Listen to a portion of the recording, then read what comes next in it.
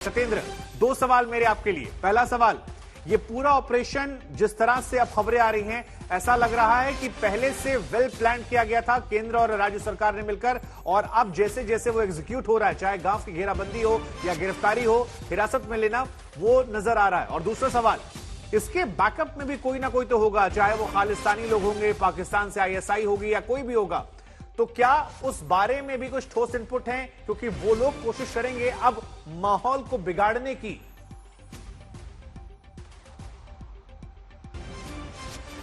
देखिए, लगातार इस तरह के इनपुट मिल रहे थे शुभांकर कि अमृतकाल के पीछे कई तरह की साजिशें जुड़ी हुई थी और इसके तार कहीं ना कहीं पाकिस्तान की आईएसआई से जुड़े हुए नजर आ रहे थे। इसके अलावा अमेरिका में एसएफ जो है, सिख फॉर जस्टिस जो संस्था है, वो लगातार ऐलान कर रही थी और ये जो ऐलान कर रहे थे, जो चुनौतियां चेतावनी और चुनौतियां दी जा रही थी, जो चैलेंज सरकार को दिए जा रहे थे, और उनके मुताबिक एक छोटे छोटे स्टेप्स के मतलब एक बड़ा मकसद साधने की ये लोग कोशिश कर रहे थे। उसकी बानगी ये है कि जो शहरों के स्थानीय सिविल कार्यालय होते हैं, वहां पर इश्तेहार लिखने शुरू कर दिए गए थे, दीवारों पर स्लोगन लिखने शुरू कर दिए गए थे, सरकारी कार्यालयों पे रात में चोरी छुपे खालिस्तानी झंडे फहरा देते थे। हालांकि पुलिस इन सब घटनाओं पर लगातार संज्ञान ले रही थी और उसी का नतीजा है कि जैसा मैंने पहले भी आपको बताया था, भगवंत मान ने केंद्रीय गृह मंत्रालय में जाकर गृह मंत्री अमित शाह से मुलाकात की थी, केंद्र की एजेंसियां मांगी थी, क्योंकि इसका इन्होंने जो G20 की मीटिंग अमृतसर में फिलहाल चल रही है, जिसका एक पार्ट कल होना है, एक हिस्सा कल मीटिंग होनी है, उसमें भी खलल डालने का इन्होंने ऐलान किया था। और इन लोगों ने ये ऐलान किया था, एक तरफ अमृतपाल है तो दूसरी तरफ खालिस्तान से जुड़े हुए जो संगठन है, वो लगातार ये चुनौती दे रहे थे केंद्र सरकार को कि G20 की मीटिंग भी नहीं होने देंगे। और 20 के करीब केंद्रीय एजेंसियों की कंपनियां भारत सरकार से मांगी गई थी। उसके अलावा पंजाब पुलिस को पूरे अलर्ट पर रखा गया था। देखिए, जिस जगह पर मैं खड़ा हूं फिलहाल, यहाँ पर ये लुधियाना जालंधर वाला हाईवे है, इंटरनेट सर्विसेज पूरे पंजाब में बंद कर दी गई है। सड़कों पर भी कहीं ना कहीं थोड़ा थोड़ा सन्नाटा दिखने लगा है और जो बड़े शहर हैं पंजाब के, उन शहरों में जगह जगह पर बैरिकेडिंग करनी शुरू कर दी है। जो तस्वीरें हम आपको दिखा रहे हैं, अमृतपाल का जो गांव है उसकी घेरेबंदी कर ली गई है। अमृतपाल के अलावा जो अमृतपाल से जुड़े हुए लोग हैं, उनको भी नजरबंद किया जा रहा है, उनको हिरासत में लिया जा रहा है, उन लोगों को फॉलो किया जा रहा है। और जैसा हम शुरू से बता रहे हैं, अमृतपाल कहीं ना कहीं पंजाब के साथ साथ देश की एकता और अखंडता के लिए खतरा बनता जा रहा था और वो सिर्फ जो अन्य धर्म है उनके लोगों को भी चैलेंज करता था। इसके अलावा लोगों को भड़काने का काम करता था। आज भी भटिंडा में बाकायदा एक कार्यक्रम सत्येंद्र, आप बने रहिए हमारे साथ, आपके पास हम लौटेंगे। और मंजीत भी हमारे साथ नजर आ रहे हैं। और मंजीत, जहां पर आप मौजूद हैं, नकोदर से कहा जा रहा है उसे हिरासत में लिया गया है, तो फिलहाल आपके पास बड़ी अपडेट क्या है? हिरासत में ले लिया गया, इसके बाद अगला कदम क्या होने वाला है? कहां ले जाया जाएगा उसे, उसके साथियों को?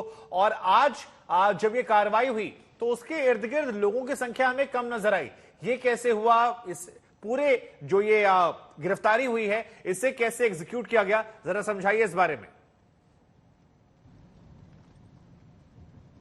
देखिए शुभांकर, हम लोग इस वक्त नकोदर के आसपास हैं और शाहकोट के बिल्कुल करीब हैं। हम देख रहे हैं पुलिस की दर्जन भर से ज्यादा गाड़ियां इस पूरे इलाके का चक्कर काट रही हैं और हम लगातार उनका पीछा कर रहे हैं। जहां तक आपने इस ऑपरेशन की बात की, ऑपरेशन सुबह तड़के ही शुरू हो गया था।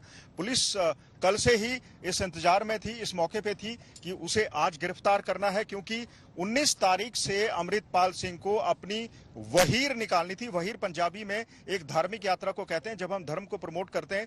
कल ही उसे एक वहीर निकालनी थी और क्योंकि अगर वहीर के मौके पर अगर पुलिस उसे गिरफ्तार करती तो शायद पुलिस की कार्रवाई पर सवाल उठते, और इसलिए आज उसे एक दिन पहले ही गिरफ्तार करने की योजना बनाई गई। लगातार उसका जो गांव है जल्लूखेड़ा, वहां से लेकर चलते हुए और नकोदर के आसपास तक उसका लगातार पीछा किया गया। शाहकोट से ठीक पहले सबसे पहले पुलिस ने जो उसके 6 साथी थे उनकी गाड़ियों को टक्कर मारी और उनको गिरफ्तार किया। कुछ एक साथी इधर उधर भागने की कोशिश में भी लगे रहे, लेकिन बाद में उनको गिरफ्तार कर लिया गया। उनसे कुछ हथियार भी बरामद हुए। अगर मैं कैमरा पर्सन को कहूंगा, इस वक्त ठीक हमारे सामने पुलिस की गाड़ियां हैं।